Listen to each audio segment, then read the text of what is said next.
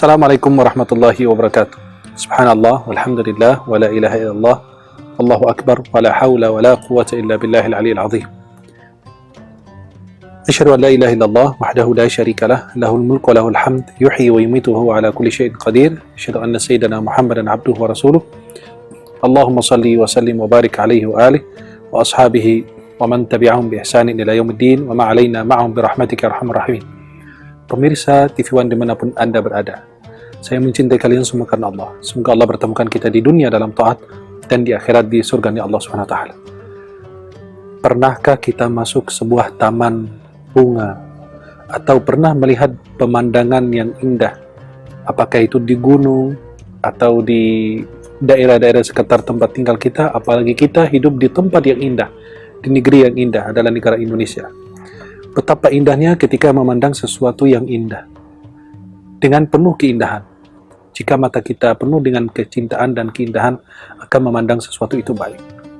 Para pemirsa dimanapun Anda berada, konsep keindahan dalam Islam itu seperti roh dalam semua makhluk yang diciptakan Allah Subhanahu wa taala. Semua makhluk Allah itu selalu indah dan kita dipandang dengan keindahan. Maka keindahan atau konsep keindahan dalam Islam ini adalah sebuah roh yang meresap dalam semua ciptaan Allah Subhanahu wa taala. Tapi bukan hanya yang zahirnya, tapi yang tersembunyi dalam keindahan tersebut. Roh itu menembus di seluruh ciptaan Allah Subhanahu wa taala. Maka kita tidak bisa membayangkan dunia ini tanpa keindahan. Tidak bisa memandang dunia ini tanpa kecantikan dan keindahan, kenikmatan. Bagaimana kita sebagai makhluk Allah memandang dunia ini tanpa sesuatu yang indah?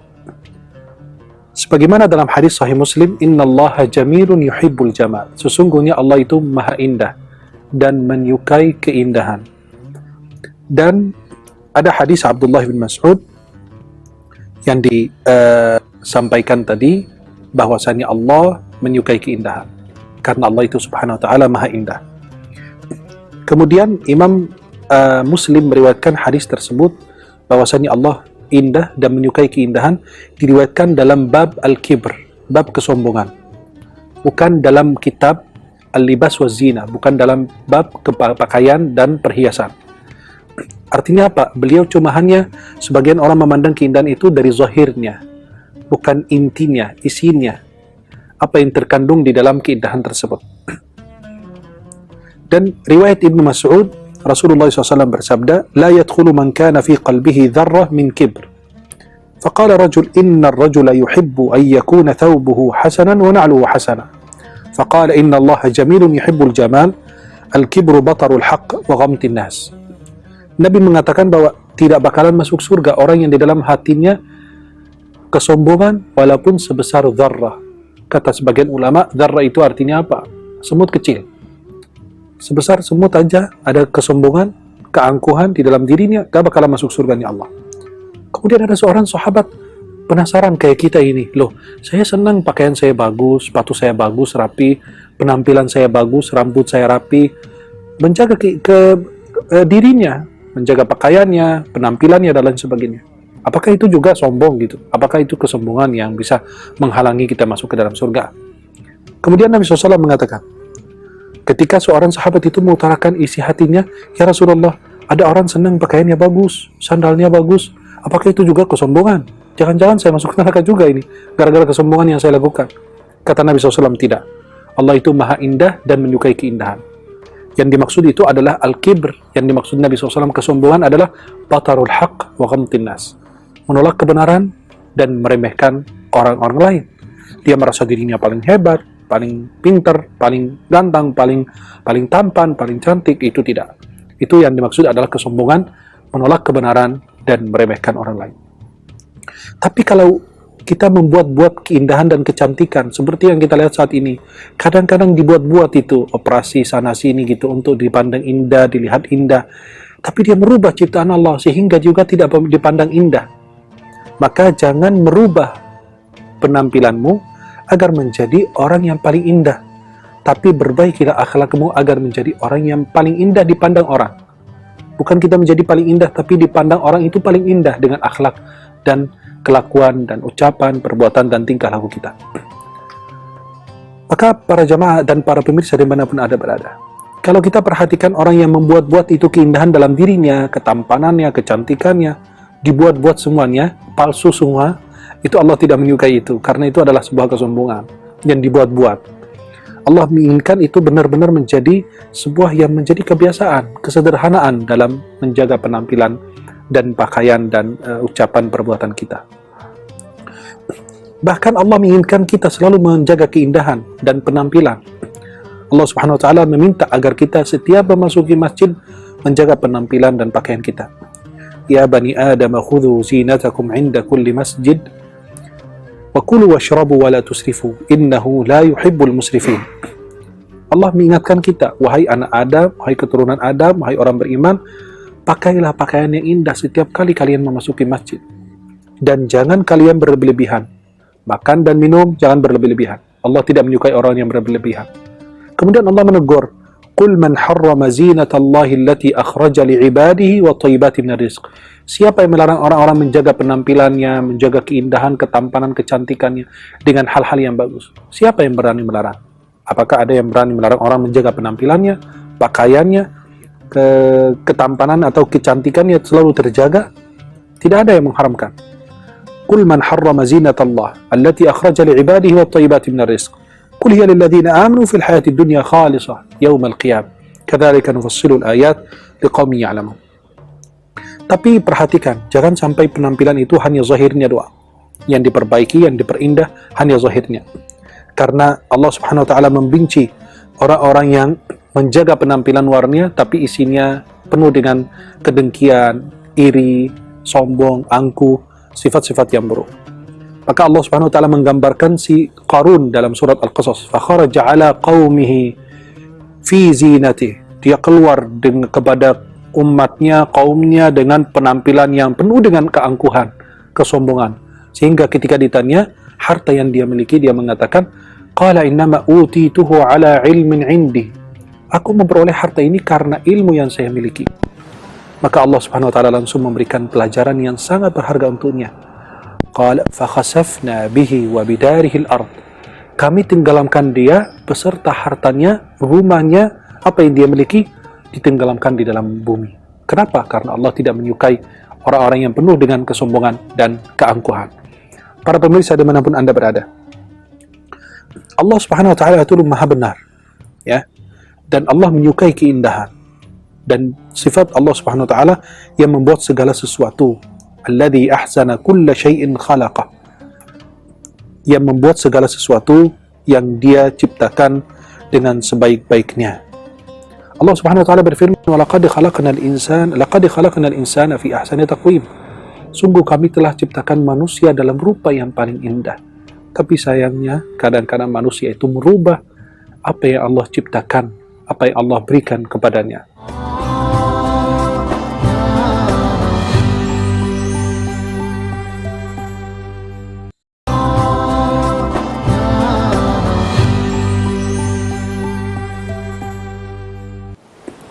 Ya ayyuhal insanu ma gharraka bi rabbikal karim alladhi khalaqaka fasawwaka fa'adalak fi ayyi suratin ma syaa rakkabak. Allah Subhanahu wa taala menciptakan kita dengan rupa yang paling indah, dengan gambaran yang paling indah. Sekarang tuh lihat, yang pesek nggak mau hidungnya mancung, yang mancung nggak mau hidungnya mancung tapi maunya pesek. Perubahan-perubahan yang terjadi pada dirinya sehingga kita seolah-olah itu melawan Allah Subhanahu wa taala. Dan Allah memberikan yang terbaik untuk kita. Yang cocok dengan wajah kita adalah hidung ini, telinga ini, pipi ini, dan lain sebagainya. Ternyata banyak makhluk Allah, banyak manusia yang merubah keindahan-keindahan yang Allah berikan kepada mereka. Boleh kita operasi seperti operasi mereka yang kecelakaan, itu boleh. Atau yang terjadi hal-hal yang ya tidak senang dilihat oleh orang dalam kondisi demikian, maka itu harus benar-benar kita segera operasi ketika diperlukan. Maka itu tidak ada larangan. Larangannya adalah ketika sudah diberikan rupa yang indah, penampilan yang bagus, ciptaan yang indah, tapi kita malah merubahnya dengan hal-hal yang kurang bagus. Allah Subhanahu wa taala berfirman, "Wa sawwarakum fa ahsana suwarakum wa razaqakum minat thayyibat." Allah Subhanahu wa taala membentukmu lalu memperindah rupahmu Subhanahu wa taala.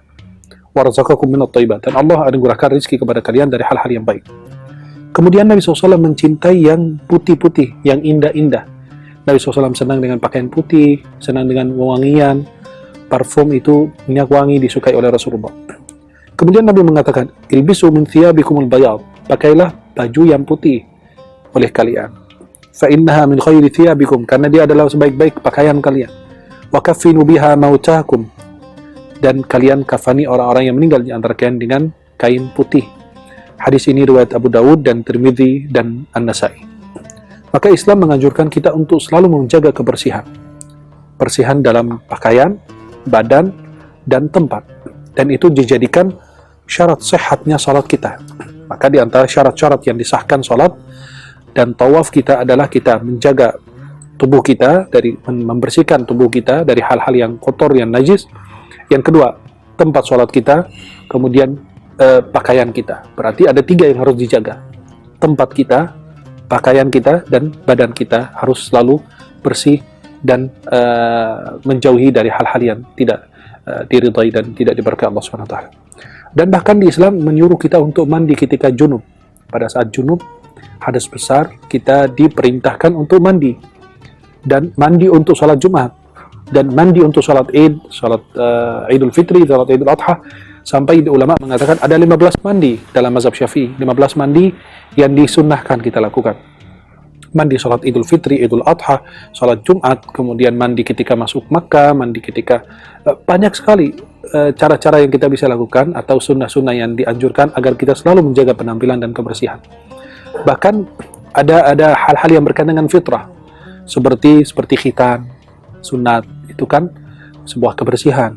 Kemudian mencukur bulu kemaluan itu juga dianjurkan. Kemudian memotong kuku kita, kemudian mencukur bulu ketiak kita, itu kan semua daripada kebersihan agar selalu menjaga penampilan. Bahkan Nabi menganjurkan jangan sampai membiarkan itu lebih dari 40 hari. Sudah dibatasi oleh Rasulullah SAW. Memotong kuku, membersihkan bulu-bulu yang ada dalam tubuh kita yang dianjurkan untuk membersihkannya, maka di situ jangan lebih dari dibatasi, jangan lebih dari 40 hari. Dan bahkan dijelaskan bahwasannya sebab terjadinya COVID mungkin itu karena juga memakan sesuatu yang diharamkan atau tidak menjauhi hal-hal yang tidak diridhai Allah Subhanahu wa Ta'ala, dan tidak memperhatikan juga daripada kebersihan yang terjadi pada diri kita. Pernah ada seorang yang datang kepada Rasulullah SAW, ya rambutnya berantakan, tidak rapi. Kemudian Nabi SAW menyuruh dia memperbaiki rambutnya, ya disisir, dikasih minyak dan sebagainya.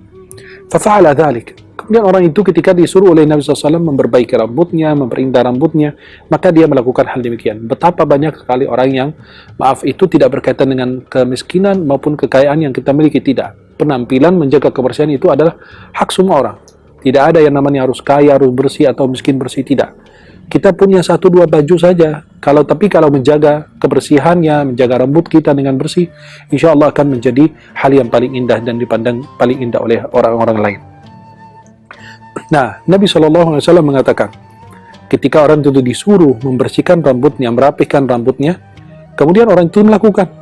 Dan Nabi SAW mengatakan, "Alaisa hadza khairum min ayyati ahadakum tha'ira asy-sya'r ka'annahu syaitan?" Itu bukankah lebih bagus kamu sekarang penampilannya dibanding kamu rambutnya tiba tadi seperti syaitan, berantakan gitu, tidak rapi? Maka Nabi SAW mengatakan, "Man kana lahu sya'run falyukrim." Barang siapa yang punya rambut, maka hendaklah dia memuliakannya, membersihkannya. Nabi SAW juga pakai minyak rambut. Nabi SAW menggunakan qina'. Qina' itu kain yang digunakan oleh Rasulullah sebelum beliau pakai imamah. Nabi pakai minyak rambut. Maka kata ulama, Nabi SAW itu saking banyak menggunakan minyak rambut itu sehingga orang mengira beliau itu tukang minyak. Menggunakan minyak rambut, habis itu beliau pakai qina', kain yang dipakai oleh ke atas kepala Nabi, kemudian Nabi pakai imamah, biar imamah itu tidak terkena daripada minyak yang digunakan oleh Rasulullah SAW.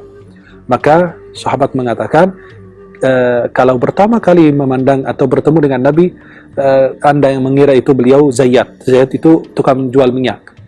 Ya, karena Rasulullah SAW semua diperhatikan. Sampai beliau pakai sifat mata sebelum tidur 3 goresan di setiap mata. Kemudian beliau SAW menyisir jenggotnya, kemudian beliau menyisir rambutnya. menggunakan minyak rambut, kemudian beliau menggunakan minyak wangi, sampai sahabat bilang tidak pernah ketemu Nabi SAW kecuali wangi, kecuali beliau tersenyum, kecuali wajah beliau indah. Tidak pernah beliau bertemu dengan sahabat dengan wajah yang masam, subhanallah, sallallahu alaihi wasallam. Maka itulah yang selalu dijaga oleh Rasulullah Muhammad sallallahu alaihi wasallam. Bahkan di lingkungan kita, ya, keindahan-keindahan yang Allah berikan kepada kita, perhiasan-perhiasan yang Allah berikan. Allah berfirman, "Inna ja'alna ma'alal ardi zinatan laha linabluwahum ayyuhum ahsanu amala." Sesungguhnya kami jadikan semua yang di atas permukaan bumi itu sebagai perhiasan agar kami mengetahui siapa yang paling baik amalnya. Semua yang di atas muka bumi itu, kata Imam Qurtubi, itu menjadi perhiasan. Semua yang diciptakan Allah Subhanahu wa taala itu dengan tujuan itu menggunakannya sebagai perhiasan untuk menerima, ya.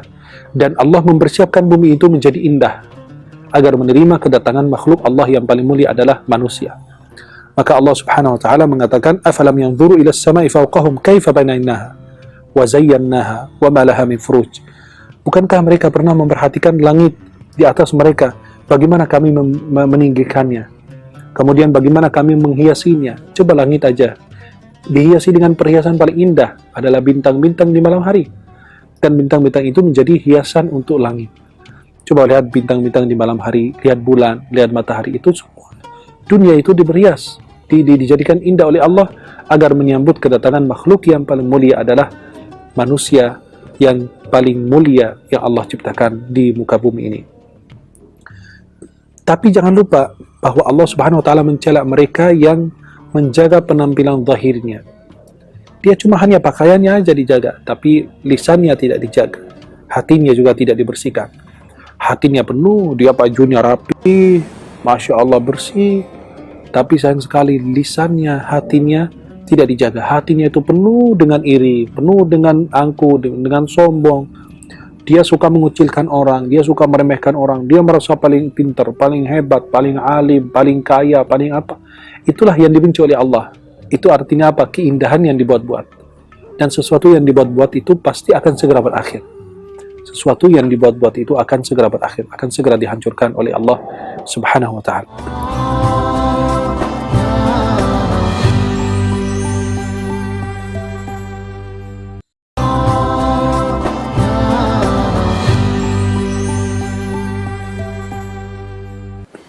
Para pemirsa yang dimuliakan Allah Subhanahu wa ta'ala, maka batin kita juga harus diperhatikan. Allah berfirman, "Wa thiyabaka fatahhir." Ya, pakaianmu kau bersihkan. Jangan cuma hanya zahirnya, pakaian doang, tapi batinnya juga, hatinya juga harus dibersihkan. Rasulullah bersabda, "Inna Allah la yanzuru ila suwarikum wa la ila ajsadikum, walakin yanzuru ila qulubikum wa amalikum."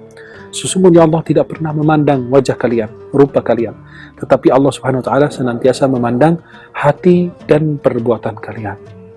Maka pemirsa yang dimuliakan Allah, kita kenal banyak orang-orang munafik dimanapun mereka berada, di sekitar kita, di kantor kita, tetangga kita, saudara kita, di rumah kita.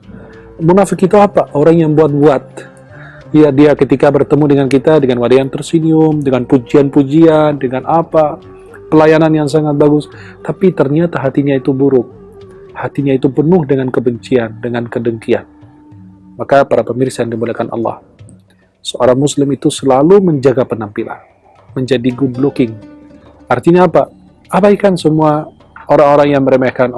Anda ini kok genit banget dengan penampilanmu, Anda ini begini-begini dengan penampilan, pakaianmu, ucapanmu, segala macam. Tidak, kita abaikan itu semua, karena dalam Islam menyuruh kita untuk menjaga kebersihan.